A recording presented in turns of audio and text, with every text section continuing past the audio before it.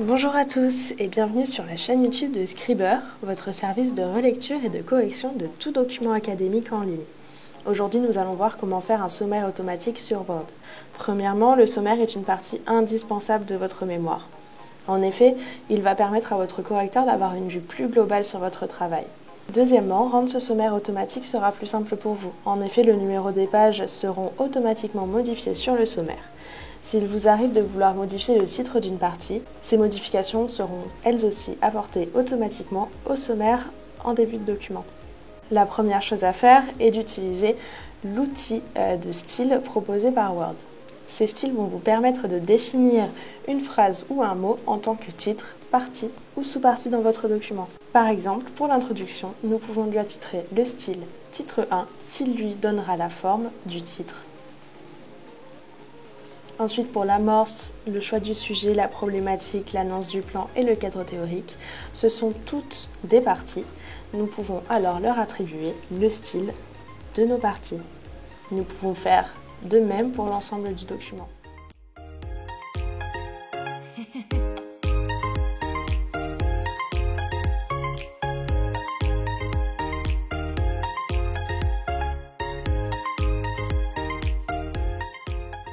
L'ensemble des titres et des parties de votre document ont été mis en page. Nous pouvons donc passer à la création du sommaire automatique. Pour ce faire, placez votre curseur sur une page vierge. Ensuite, vous pouvez aller dans Références, Table des matières. Et ici, vous avez plusieurs styles de table des matières que Word vous propose. Pour l'exemple, nous allons utiliser le style classique. Vous pouvez donc voir que la table des matières a été automatiquement créée en fonction de la mise en page des titres et des parties que nous avons fait précédemment.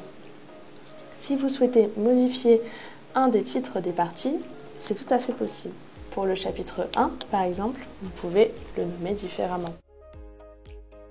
Vous voyez donc que dans le corps du document, nous avons modifié le chapitre 1, mais que la modification n'apparaît pas sur le sommaire automatique. Pour faire apparaître cette modification, il vous suffit d'aller au-dessus de la table des matières, cliquer sur la petite flèche et mettre à jour la table. Ici, la mise à jour a été effectuée et la modification également. Vous savez tout sur comment faire un sommaire automatique sur Word. Si vous souhaitez plus d'informations, n'hésitez pas à vous rendre sur notre site web www.scriber.fr. Le lien vers le site sera à retrouver en barre d'infos sous la vidéo. D'ici là, on vous souhaite bonne chance pour la rédaction de votre mémoire et à très bientôt.